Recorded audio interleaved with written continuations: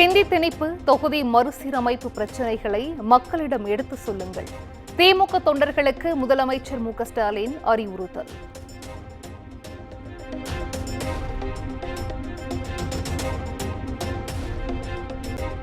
தொகுதி மறுசீரமைப்பு நடவடிக்கையால் சமூக நலத்திட்டங்களுக்கு ஆபத்து. மக்கள் தொகை அடிப்படையில் தொகுதி மறுசீரமைப்பை ஏற்க மாட்டோம் என்றும் முதலமைச்சர் ஸ்டாலின் திட்டவட்டம்.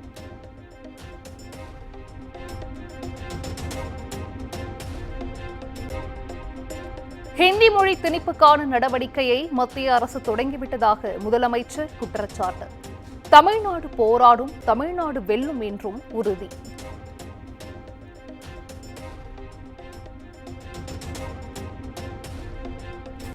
இலங்கை சிறையில் உள்ள தமிழக மீனவர்களை விடுவிக்க வலியுறுத்தி ராமேஸ்வரம் மீனவர்கள் உண்ணாவிரதம். காலவரையற்ற வேலைநிறுத்த போராட்டத்தில் ஈடுபட்டுள்ள நிலையில் இன்று முதல் உண்ணாவிரத போராட்டம்.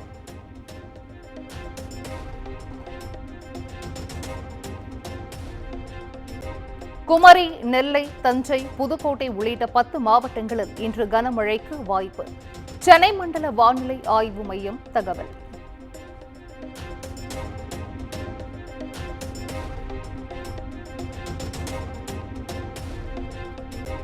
கனமழை எச்சரிக்கையொட்டி மாவட்ட ஆட்சியர்களுடன் காணொலி காட்சி வாயிலாக முதலமைச்சர் ஆலோசனை.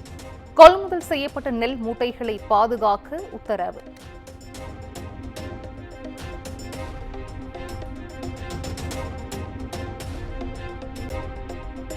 மத்திய கல்வித்துறை அமைச்சர் தர்மேந்திர பிரதானின் தமிழ்நாடு பயணம் ரத்து. சென்னை ஐஐடியில் இன்று நடைபெறும் நிகழ்ச்சியில் பங்கேற்க மாட்டார் என அறிவிப்பு.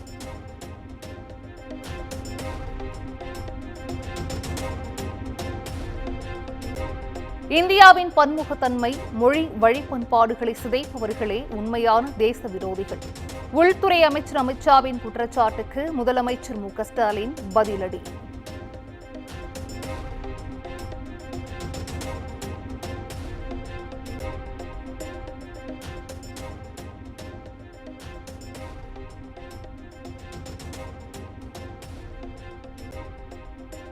சீமான் வீட்டு காவலாளி அமல்ராஜ், உதவியாளர் சுபாகருக்கு மார்ச் 13ஆம் தேதி வரை நீதிமன்ற காவல்.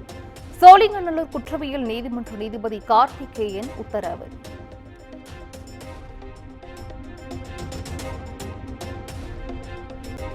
சென்னை நீலாங்கரை காவல் நிலையத்தில் குவிந்த நாத்தக நிர்வாகிகள் மற்றும் தொண்டர்கள். சீமான் வீட்டில் போலீசார்தான் அத்துமீறி நடந்து கொண்டதாக குற்றச்சாட்டு.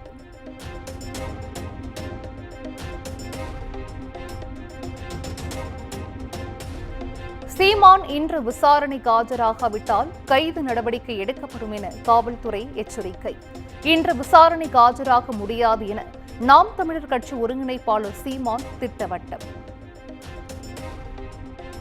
நினைக்கிறீங்க நீங்க ஏதும் செய்ய முடியாது. நீங்க சும்மா இப்படி போட்டு இப்படி அசிங்கப்படுத்தி நீங்க இவ்வளவு நேரம் ஒரு கேள்வி கேட்க நான் ஒரு பதில் சொல்ல, இது மாதிரி தான் செய்யலாம். இதுக்கெல்லாம் அஞ்சிரவணும், இதுக்கெல்லாம் இதுக்கு என்ன சொல்றது, இதுக்கு பயந்து ஓடுற ஆளோ நான் கிடையாது. வர முடியாது.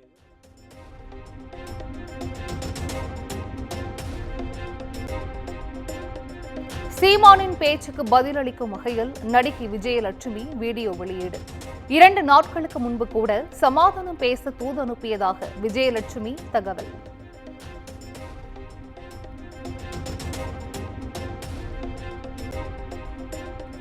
தொகுதி வரையறை குறித்து மத்திய அமைச்சர் அமித் ஷா தெளிவுபடுத்த வேண்டும்.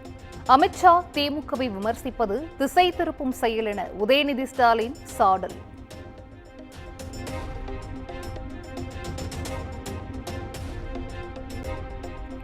தமிழகத்தில் பரவும் போதை கலாச்சாரத்தால் குற்றச் செயல்கள் நாளுக்கு நாள் அதிகரிப்பு.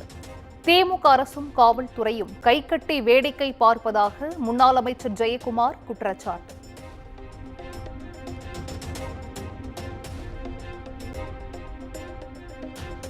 ஆதவ் அர்ஜுனாவின் அரசியல் நடவடிக்கைக்கும் குடும்பத்திற்கும் எந்த தொடர்பும் இல்லை. ஆதவ் அர்ஜுனாவின் மனைவி டெய்சி பரபரப்பு அறிக்கை.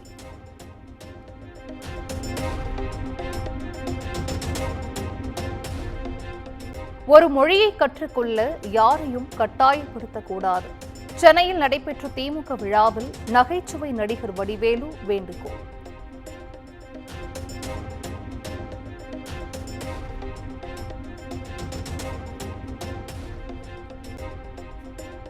ஹிந்தி என்ற புல்லுருவியை அமரவிட்டால் சத்தை உறிஞ்சி தாய்மொழியை கொன்றுவிடும்.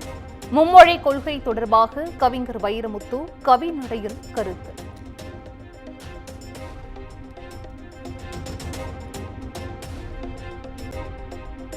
தமிழகம் முழுவதும் அங்காளம்மன் கோவில்களில் வெகு விமர்சையாக நடைபெற்ற மயான கொள்ளை திருவிழா. அம்மன் மீது நெல்லை வாரி இறைத்து பக்தர்கள் வழிபாடு.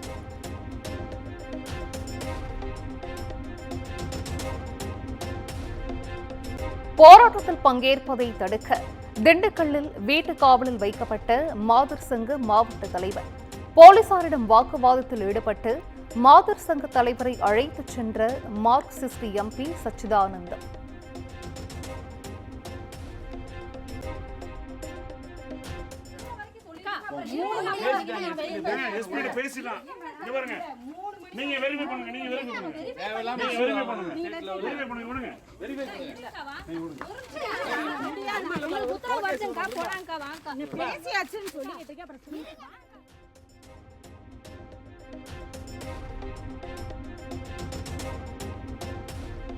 கோவையில் ஓடும் பேருந்திலிருந்து கீழே குதித்த பெண் படுகாயம்.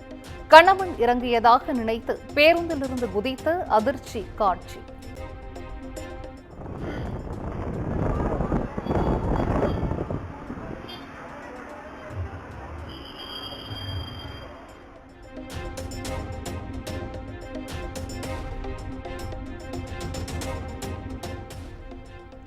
ஜமைக்காவில் சுட்டுக் கொல்லப்பட்ட தமிழரின் உடல் தாயகம் கொண்டுவரும் பணிகள் தொடங்கியது.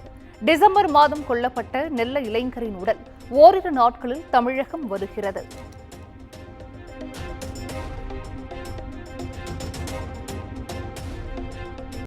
தெலங்கானா சுரங்க விபத்து நிகழ்ந்து இன்றுடன் ஒரு வாரம் நிறைவு. சுரங்கத்தில் 7 நாட்களாக சிக்கியுள்ள 8 தொழிலாளர்களின் நிலை கேள்விக்குறி.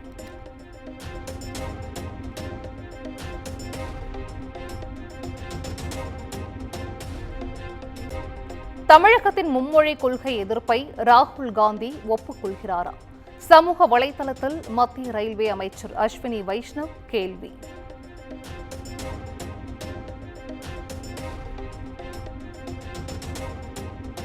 தொகுதி மறுசீரமைப்பு குறித்து அமித்ஷா பேச்சுக்கு கர்நாடக முதலமைச்சர் சித்தராமையா கண்டனம்.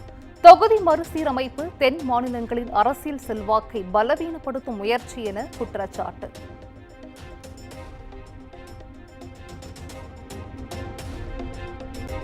பாஜக தேர்தல் ஆணையத்தின் உதவியுடன் போலி வாக்காளர்களை சேர்ப்பதாக பரபரப்பு குற்றச்சாட்டு.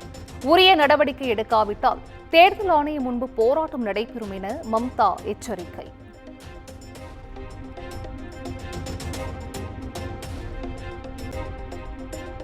செபி அமைப்பின் தலைவராக மூத்த ஐஏஎஸ் அதிகாரி துஹின் காந்தா நியமனம். செபி தலைவர் மாதவி புச்சின் பதவிக்காலம் இன்றுடன் முடிவதால் புதிய தலைவர் நியமனம்.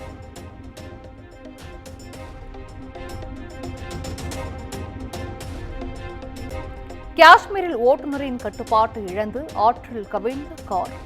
7 பேர் மீட்கப்பட்டு மருத்துவமனையில் அனுமதி. 3 பேர் மாயம்.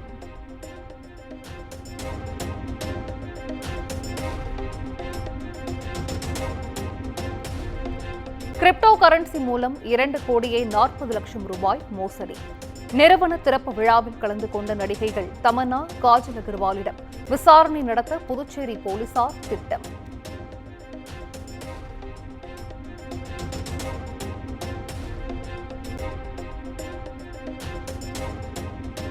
அமெரிக்க அதிபர் டிரம்பை இன்று சந்திக்கிறார் உக்ரைன் அதிபர் ஜெலன்ஸ்கி.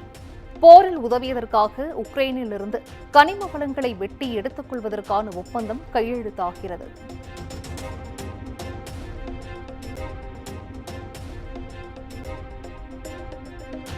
வாழ்வா சாவா போட்டியில் ஆஸ்திரேலியா, ஆப்கானிஸ்தான் அணிகள் இன்று பல பரீட்சை. சாம்பியன்ஸ் டிராபி அரையிறுதி வாய்ப்பை உறுதி செய்ய இரு அணிகளும் தீவிரம்.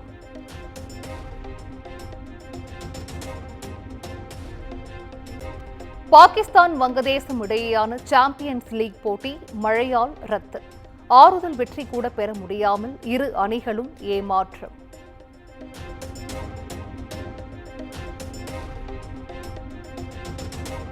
சாம்பியன்ஸ் டிராபி தொடரில் ஒரு வெற்றியை கூட பதிவு செய்யாத பாகிஸ்தான் மழையின் தயவால் ஒரு புள்ளியை பெற்று மோசமான சாதனையுடன் தொடரிலிருந்து வெளியேறியது.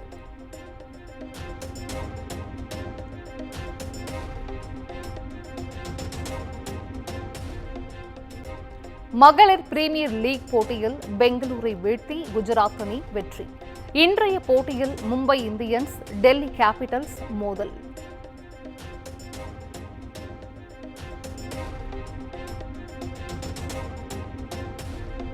துபாய் ஓபன் டென்னிஸ் காலிறுதியில் மெத்வதேவ் அதிர்ச்சி தோல்வி. ஆடவர் இரட்டையர் பிரிவில் யோகி பாம்ரி ஜோடி அரையிறுதிக்கு தகுதி.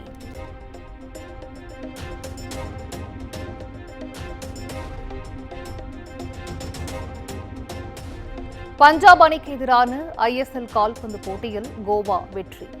இன்று இரவு நடைபெறும் ஆட்டத்தில் ஒடிஷா, முகமதின் அணிகள் மோதல்.